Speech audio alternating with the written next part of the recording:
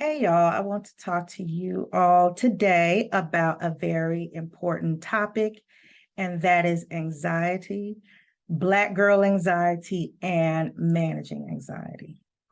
This topic is very important for a couple of reasons. One particular reason is because Black women suffer from anxiety more so than white women. And then on top of that, our symptoms tend to be more chronic than our white female counterparts, and it tends to be more intense for us. And we all know there are a variety of reasons for this. We all know that we have more stressors than our white female counterparts. We are less likely to seek therapeutic services. We are less likely to take medication and so on. So I really want us to talk about this topic. I want to open up the lines of communication for us to have a good, honest conversation about anxiety and how we can manage anxiety. Secondly, this topic is important because I personally suffer from anxiety. It increased for me when I had children. After my first child, I had postpartum anxiety, but it eventually the symptoms subsided and I was able to go back to normal, right? And after my second child, the symptoms didn't decrease, they increased. And it was very hard. And for those of you all who suffer from anxiety, this robs our peace and it robs our quality of life. So we need to have this conversation. The time is now for us to discuss anxiety. What is anxiety, you ask? It is the intense, persistent worry. It is fear that dwells inside of us. And it comes from our head. Some say it's, the chemical imbalances that could be in our brains. Some say it's inherited, it's passed down through our DNA. I personally believe that. I've seen signs and symptoms in my grandmother and my mother of anxiety, but back then in those days, they weren't going to therapy and they weren't doing self-care, right? And so they weren't diagnosed, but the same symptoms that I see in me, I saw in them. So I do believe that anxiety can be a trait that is passed down through our DNA. So let's talk about the signs of anxiety. Overthinking, having that thought, obsessing over that thought, playing that situation around in your head over and over in your head, the dinner, the conversation, the whatever, something someone said, and you're playing it and tossing it around in your head, over planning.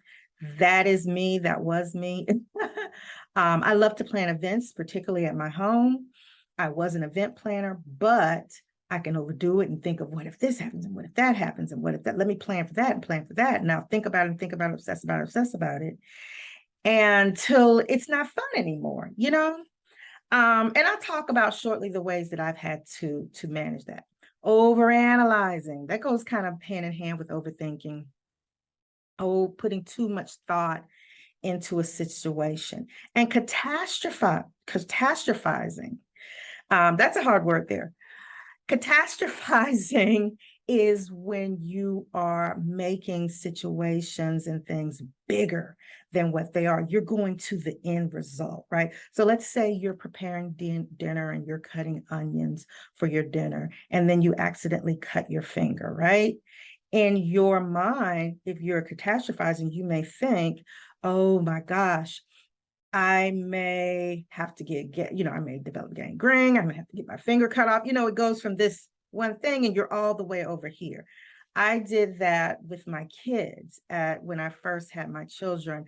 That's how I knew I had a very big problem with anxiety, because I would catastrophize. Anything that would happen, the baby didn't poop today. Oh my God, she's sick. This is going to happen. Maybe she has bowel syndrome, all the things. You go down this rabbit hole, this toxic rabbit hole, and the thoughts keep spiraling and spiraling.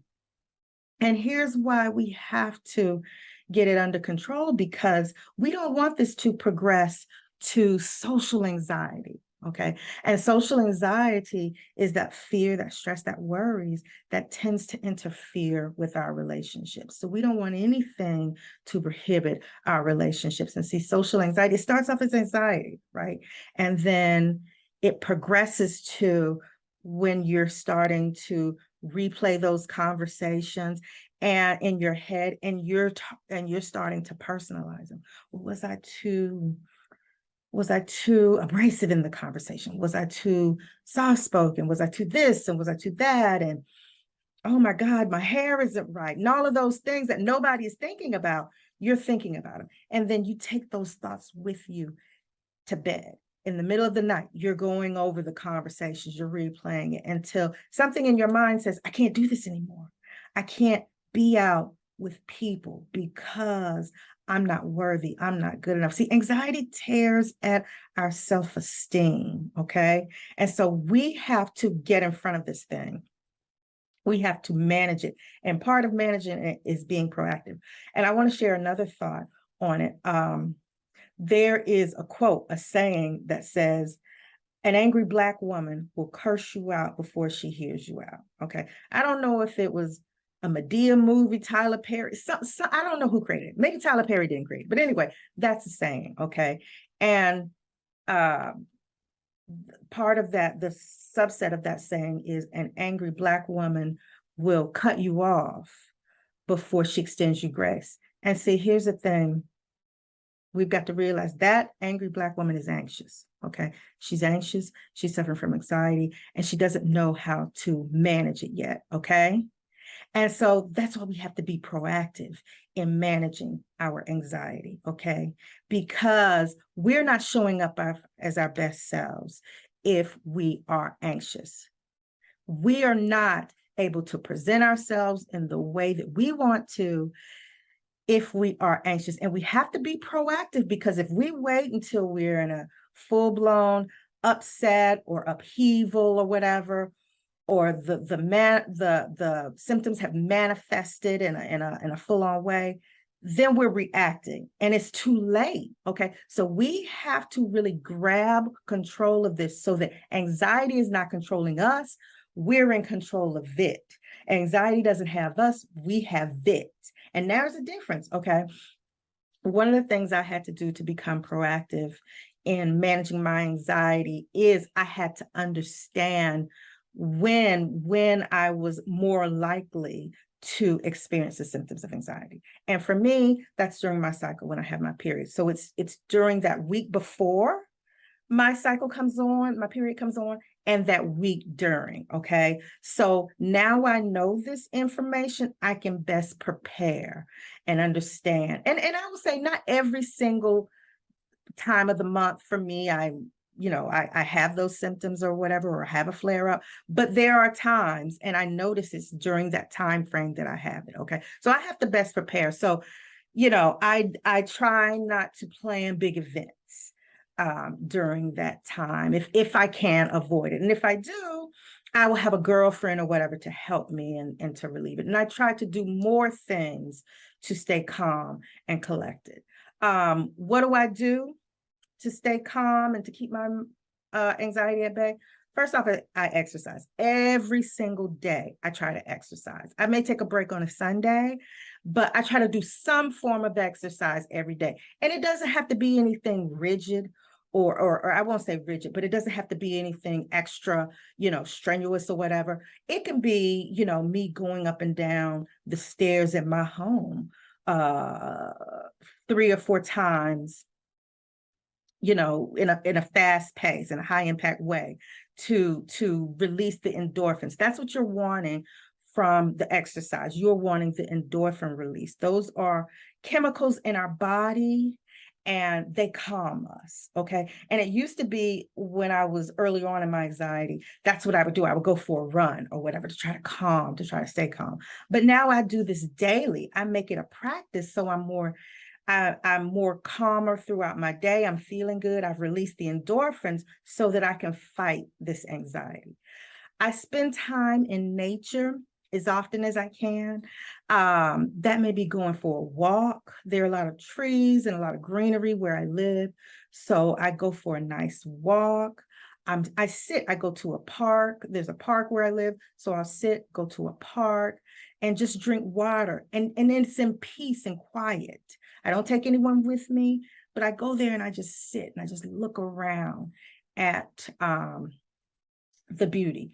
Every single morning, I start off with what I'm grateful for. What are the things I'm grateful for? Because the gratitude releases another chemical called oxytocin. See, we need these chemicals, we need these hormones because they make us feel good. Okay. So I make sure that I'm grateful and I really think about the things I'm truly genuinely grateful for, that in which I can feel it. Like I'm just grateful that my husband and I have been married for almost 17 years. I'm grateful that we overcame the odds, and especially in my family background where marriages didn't succeed. So for me, that brings an overwhelming feeling of gratitude. I'm grateful for my children because there was a time that I was told I wasn't supposed to have children. I couldn't have children. So I am grateful that I didn't have to go through IVF or whatever the case is, that God intervened and he gave me the children that I was supposed to have. So I'm sharing all this to say that think about the things you were genuinely grateful for. I know we're grateful for everything. I know we're great. There's a lot of gratitude, but think about those things that really make you feel it, that you can just, you say, you know what, I didn't think I was supposed to have this. I beat the odds, I overcame it, or whatever it is. And that will really help to release the oxytocin. Another thing is you need accountability in your life, right? Especially if you catastrophize, because I'm having a good time with that word. Because that lets us know if there's a situation. We need to know if the way we're handling, if it's us handling the situation, or if it's our anxiety handling the situation. And for me, my accountability partner is my husband, because he's someone I can trust. I know he has my best interests at heart, and he will say to me, you know, I think we may need to rethink the way you are looking at this or thinking about this. I also have a very close friend. I have a couple of very close friends, as I must say, and I can go to them with situations, and they're honest and can tell me, regardless of what the situation is. You know, I trust them to be able to say to me, "Hey, Naj, I think you may need to rethink this. I don't think you may be thinking about this in the light that is the most helpful to you." Okay. So that is very important in being proactive. Find out who your trusted accountability partner is going to be. Make sure it's someone that you know there's safety there with, and then let them into that space. I also want you to get into community. That's another big thing. Y'all, we need each other.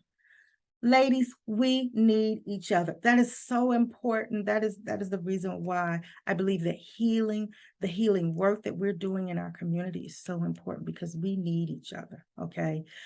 We understand what we're going through. We understand all of the stresses and the agony and the anguish that we've gone through, that's in our history, and we can relate. So we really need to heal ourselves so we can show up and be community and support for one another. Okay. And then finally, I want to talk about medication. Now, listen, I'm not saying go out there and call your doctor and ask for medication, but I want to say that if your doctor does prescribe medication for you to overcome your anxiety, please don't be afraid of it. I know in our community, sometimes we can be afraid of taking medications. You know, we have a history of not trusting medical professionals, and we should, rightfully so, right? Look at the Tuskegee incident. There's so many different situations in our history where the medical community hasn't had our best interests at heart. But I am here to tell you, I am on medication for my anxiety. I have no shame in saying that. I'm on Effexor. I love it. It is most helpful to me. So if your doctor does suggest medication, I want you to be open to it. Pray about it. Talk to your trusted, your trust circle about it. But let me tell you, here, the medication can be the difference between a good quality of life and not. Why do you struggle if you do not have to? Okay. Why go through the drama, the struggle, and destroy your quality of life if you don't have to? For me, it's if there's it's easy. There's a solution that can help me stay calm and to live the life that I need and desire, then I'm just gonna take it. Of course, do your due diligence. And I also want to tell you, with taking medication, there may be, it takes some time to find the right medication for you. I was on one type of medication. It didn't work, at first. And so he took me off, and then we tried this and it works perfectly. Okay.